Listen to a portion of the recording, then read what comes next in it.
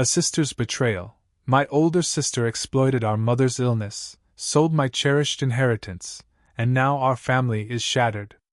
Am I the asshole for confronting her? I'm a 32-year-old woman, let's call me Anna, and for as long as I can remember, my life has been inextricably linked to my older sister, Clara. She's 35, and from the outside, we were the picture of sisterly devotion, matching outfits as kids, shared secrets, a bond that seemed unbreakable. But beneath that veneer, a complex tapestry of admiration, resentment, and unspoken competition was woven into the very fabric of our upbringing. Our parents, bless their hearts, never intentionally played favorites, but Clara, with her effortless academic brilliance and innate sense of responsibility, always seemed to shine brighter in their eyes. She was the one who brought home straight A's, the one who organized family events, the one who always knew the right thing to do. I, on the other hand, was the dreamer, the artist, the one who stumbled through school with decent but not stellar grades, often lost in my own world. This dynamic wasn't malicious. It was simply how things were. Clara was the sun, and I was the moon, reflecting her light, always a step behind. I loved her fiercely, but a part of me always yearned for the same recognition, the same unreserved praise she received. It created a subtle, almost imperceptible tension, a constant whisper in the back of my mind that I wasn't quite enough. Our mother, a gentle soul, often tried to bridge the gap, but even her attempts sometimes felt like they reinforced the existing hierarchy. "Clara is so good at managing things, isn't she, Anna?" she'd say, and while it was true, it always felt like a gentle nudge for me to be more like her. One particular incident stands out, a seemingly small event that, in retrospect, cast a long shadow. When I was 16, I'd saved up diligently for a vintage camera, a beautiful old Yashica I'd coveted for months. It was my passion, my escape. Clara, then 19, was struggling with university expenses. One afternoon, she borrowed a significant portion of my camera fund, promising to pay it back within a month from her part-time job. I, naive and trusting, agreed. A month turned into 2, then 6, then a year. Every time I gently reminded her, she'd brush it off with a laugh. "Oh, Anna, you know how tight money is. I'll get it to you, don't worry." The money was never repaid. The camera remained a dream. It wasn't just the money, it was the casual disregard for my hard work, my aspirations. It was the first time I truly felt a sting of betrayal, a realization that her needs, her priorities, would always supersede mine, and that my feelings, my small dreams, were somehow less important. Our parents, when I finally, hesitantly, mentioned it, simply said, "Oh, darling, Clara needs it more right now. She'll make it up to you." It was a pattern that would repeat itself, a quiet erosion of trust, masked by the facade of a loving family. The emotional tone was one of suppressed longing and simmering resentment, always overshadowed by the desperate hope that one day, I'd earn my place, not just as Clara's little sister, but as an equal. There was a deep-seated loyalty, born from years of shared history, but it was a loyalty constantly tested by Clara's subtle assertions of dominance, and my own quiet struggle for autonomy. This dynamic, this unspoken agreement that Clara was the primary, the more important one, was the fertile ground upon which future conflicts would inevitably grow. I always wanted her approval, her genuine affection, but it felt like I was constantly chasing a shadow, a reflection of the sister I wished we could be, rather than the reality of our increasingly strained connection. The slow, insidious build-up to the breaking point began subtly, almost imperceptibly, when our mother, a vibrant woman who had always been the emotional anchor of our family, started showing signs of cognitive decline. It began with misplaced keys, forgotten appointments, then progressed to more concerning memory lapses. Eventually, she was diagnosed with early-onset Alzheimer's. It was devastating for both of us, but our reactions diverged sharply. I immediately wanted to be involved, to research care options, to spend every moment I could with her, cherishing the time we had left. Clara, true to her nature, immediately took charge. She declared herself the primary caregiver, the one who would handle all the medical appointments, the financial arrangements, everything. "Anna, she'd said, her voice firm. You're busy with your art. I'll handle the practicalities. It's what I'm good at. While a part of me was relieved by her efficiency, a larger part felt a familiar pang of being sidelined, deemed incapable. She subtly but effectively pushed me out of the decision-making process, citing her burden and the complexities of our mother's care. Our conversations, once filled with shared memories and laughter, became sterile updates on doctors' visits and medication schedules. The emotional distance between us widened, a chasm slowly forming where a bridge once stood. I offered to contribute financially, to help with the burgeoning medical bills, but Clara waved me off, saying, "Don't worry, I've got it covered." This, in hindsight, was the first major red flag. Our mother, while comfortable, wasn't wealthy, and full-time care was astronomically expensive. I started noticing other things. Clara became evasive when I asked about specific expenses or legal documents. She changed the subject, or give vague answers, always implying that I wouldn't understand the intricacies.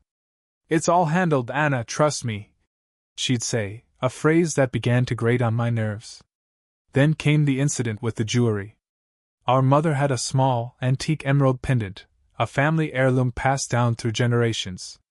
It wasn't particularly valuable in monetary terms, but it held immense sentimental value. She had always promised it to me, saying, "This is for you, my creative girl, it matches your eyes." I remember her saying it clearly, many times. During one of my visits to Mother's house, while helping organize some old boxes, I noticed the small, velvet jewelry box where she kept the pendant was empty. My heart sank. I asked Clara about it casually, trying to keep my voice even. Her response was immediate and defensive. "Oh, that old thing? Mother probably sold it. You know, for her care. Things are tight." The casualness of her tone, the quick deflection, sent a chill down my spine. I knew Mother would never sell that pendant, not without talking to me, not without a fight. It was her most cherished piece. The subtle betrayals, the quiet dismissals, had been building for years, but this felt different. This felt like a violation of a sacred trust, a direct attack on something deeply personal. The early warning signs were no longer subtle whispers. They were blaring sirens, growing louder with each passing day. I felt a knot of dread tightening in my stomach, a cold certainty that something was deeply wrong, and that the sister I thought I knew was becoming a stranger, shrouded in secrets and evasions.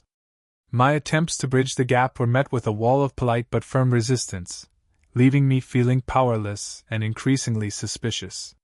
The love was still there, a faint ember, but it was being choked by the rising smoke of mistrust and unspoken grievances.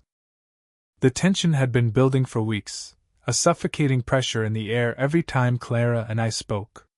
The missing emerald pendant gnawed at me, a constant, sharp ache. I tried to approach her gently, repeatedly, but her evasiveness only fueled my suspicion. Finally, I couldn't take it anymore. It was a Tuesday afternoon, a dreary, rain-soaked day that perfectly mirrored my mood. I had driven to Mother's house, ostensibly for a visit, but my true purpose was to confront Clara. She was there, going through some bills in the living room, looking tired and stressed. I took a deep breath, my heart pounding against my ribs. "Clara," I began, my voice steadier than I felt. "We need to talk. About Mom's finances and the pendant." Her head snapped up, her eyes narrowing.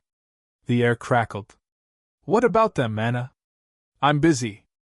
I'm handling everything." Her tone was dismissive, a familiar brush-off that ignited a spark of anger in me. "Handling everything?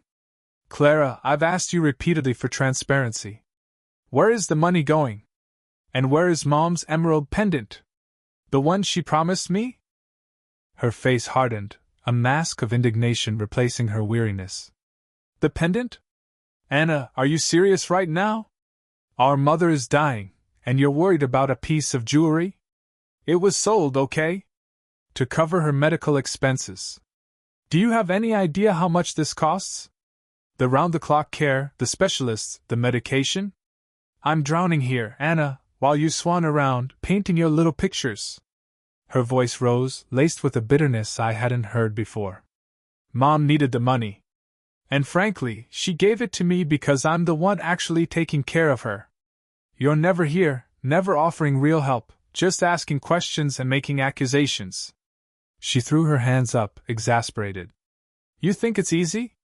You think I want to sell off her things? This is all for her, Anna. For Mom. My own anger, long suppressed, finally erupted. Don't you dare, Clara! Don't you dare use Mom's illness as an excuse for your greed. You've been pushing me out, making all the decisions without consulting me, and now you're selling off her most cherished possessions without a word? The pendant was promised to me. And what about the money you borrowed from me when I was 16?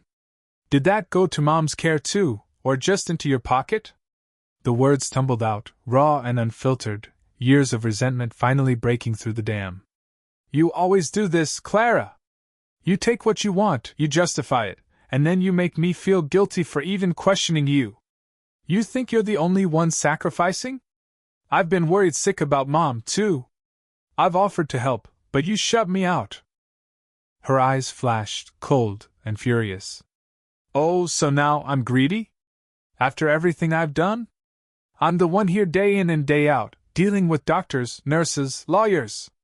You think your offers to help mean anything when you're never actually here?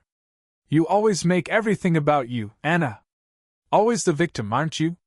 Just like with that stupid camera money, it was a loan, I was going to pay it back. But then life happened. You have no idea what real responsibility is. She stood up, towering over me, her face contorted with rage. You know what? Maybe it's better if you just stay away. You're not helping. You're just making things worse. The argument escalated into a shouting match, words exchanged like poison darts, each one designed to inflict maximum pain. There was no reasoning, no understanding, just a desperate need to wound. The moral ambiguity hung heavy in the air. She genuinely believed she was sacrificing everything, that I was selfish and ungrateful. I genuinely believed she was exploiting our mother and stealing from me, cloaked in the guise of responsibility. The truth felt lost somewhere in the wreckage of our shattered relationship. The silence that followed Clara's final, venomous words was deafening, a vacuum where our sisterly bond once existed. She stormed out of Mother's house, leaving me standing alone in the quiet living room, the echoes of our shouting match still reverberating in the air. I didn't try to stop her. I couldn't. My body was trembling, a mix of adrenaline and profound emotional exhaustion washing over me. For a long time, I just stood there, staring at the empty spot where she had been, tears finally blurring my vision. It wasn't just anger anymore, it was a deep, aching grief. Grief for the sister I thought I had, grief for the childhood memories that now felt tainted, and an overwhelming sadness for our mother, whose illness was now overshadowed by this bitter feud. The immediate aftermath was a blur of raw emotions, rage, betrayal, but also a crushing wave of guilt. Had I gone too far? Had I been too harsh? The words I'd hurled at her, especially about her greed, felt like daggers, and now they were twisting in my own gut. The conflict didn't just end when Clara left, it seeped into every corner of my life, a dark stain I couldn't wash away. Sleep became a luxury I couldn't afford. My nights were spent replaying every word, every accusation, every defensive retort. I'd lie awake, staring at the ceiling, my mind a relentless loop of what-ifs and should-haves. My mental health took a nosedive. The joy I once found in my art, my escape, evaporated. My studio, once a sanctuary, felt like a cage. Every brushstroke felt hollow, every color muted. I found myself snapping at small things, my patience worn thin, and my friends noticed. "Are you okay, Anna? You seem distant," they'd ask, their concerned glances only making me feel more isolated. How could I explain? How could I articulate the pain of losing a sister, not to death, but to a chasm of resentment and mistrust, while our mother was still alive, still needing us? It felt like a betrayal to even speak ill of Clara, despite everything. The impact on my other relationships was subtle but pervasive. My partner, David, was incredibly supportive, listening patiently to my endless rehashes of the argument, offering comfort and reassurance. But I could see the strain on him, too. He couldn't fully grasp the depth of the sisterly bond, the unique agony of its rupture. He tried to offer practical advice. Maybe you should just let it go, Anna, for your own peace. But it felt like he was asking me to amputate a part of myself. I felt like I was burdening him, constantly bringing this dark cloud into our shared space. My visits to Mother became fraught with a different kind of tension. I'd avoid mentioning Clara, carefully skirting around any topic that might lead back to the argument. It felt like I was protecting Mother from the truth, shielding her from the ugliness that had erupted between her daughters, and that added another layer of guilt to my already heavy heart. The conflict had not only severed my relationship with Clara but had also cast a pall over my relationship with my mother, making every interaction a delicate dance around the unspoken. The emotional aftermath was a landscape of desolation, marked by a profound sense of loss, confusion, and an overwhelming feeling of being adrift, without the anchor of my family. It's been 3 weeks since the blow-up with Clara, and the silence between us is deafening. Not a text, not a call, nothing. It's like she's completely erased me from her life. Or perhaps, I've erased myself from hers by daring to confront her. I've spent countless hours replaying that argument in my head, dissecting every word, every accusation, every defensive retort. Was I too aggressive? Did I push too hard? Should I have approached her differently, perhaps with more empathy for the burden she claims to be carrying? A part of me, the part that still yearns for the sister I grew up with, whispers that I should reach out, apologize for my tone, try to mend things. But then another part, the one that feels deeply betrayed and exploited, screams that she needs to be the one to apologize. She was the one who allegedly sold Mom's cherished pendant, the one who shut me out of Mom's care, the one who hurled accusations about my character. I'm utterly exhausted, mentally and emotionally. This conflict has consumed me, leaving me drained and unable to focus on anything else. I keep questioning my own motivations. Was I truly concerned about Mom's well-being and the pendant, or was it a deeper, long-simmering resentment about our childhood dynamic, about always being in her shadow, finally boiling over? Did I use Mom's illness as an excuse to finally confront Clara about years of perceived slights? And was Clara genuinely struggling to keep Mom afloat financially, making desperate choices, or was she taking advantage of a vulnerable situation, driven by her own sense of entitlement, or even greed? Both possibilities feel equally plausible, and the ambiguity is tormenting me. I don't know what to do. My friends offer well-meaning advice, but none of them truly understand the complicated, entangled history Clara and I share. It's not just a fight, it feels like the unraveling of my entire family structure. Our mother is still declining, and the thought of her passing with this chasm between her daughters is unbearable. But how do you bridge a chasm built on years of unspoken resentments and recent, deeply hurtful accusations? Is there any coming back from this kind of betrayal? Can a relationship that has fractured so completely ever be truly healed, or is it better to cut ties and protect my own peace? I feel like I'm standing at a crossroads, and every path seems fraught with pain. So, Reddit, I need your honest, unfiltered opinions. AITA for confronting my sister so aggressively about the pendant and the finances, even though I felt she was exploiting our mother? Was she justified in her actions, given the apparent financial strain of Mom's care? Is there a way to salvage this relationship, or is it too far gone? How do you cope with the grief of losing a sibling bond when the person is still alive? Any advice, perspectives, or similar experiences would be greatly appreciated. I'm desperate for some clarity in this chaotic mess.